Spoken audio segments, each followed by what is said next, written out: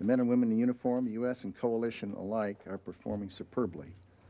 They're doing an outstanding job. The resistance that's being encountered was expected.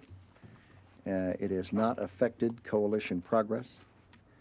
Iraqi forces are capitulating by the hundreds. The total now, as I understand it, at least early this morning, was something in excess of 3,500 Iraqi prisoners of war, and thousands more that have been part of units that have simply disbanded. It's now about 5 days since the major ground forces entered Iraq.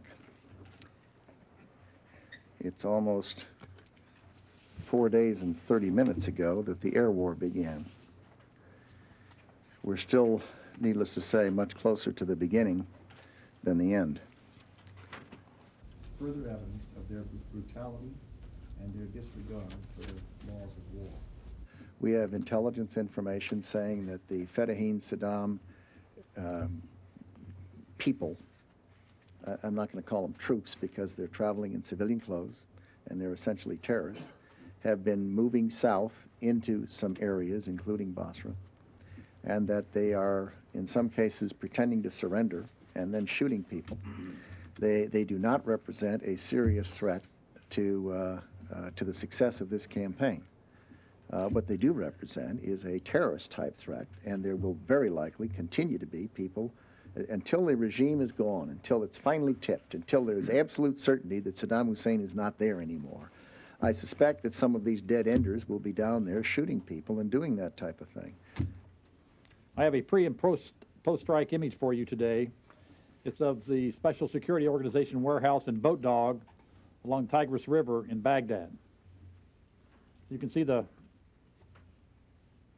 warehouse and boat facility destroyed, while the highway and bridge right next to it remain intact and well traveled. Using a satellite guided weapon, the GPS weapon, to destroy what we think is the last active Iraqi GPS jammer that we've been able to find. The second is of an F-18 destroying a patrol boat in a canal in southern Iraq.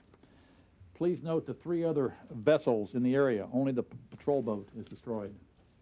Remember, we mentioned we focused about 50% of our air missions on the Republican Guard in the past couple of days.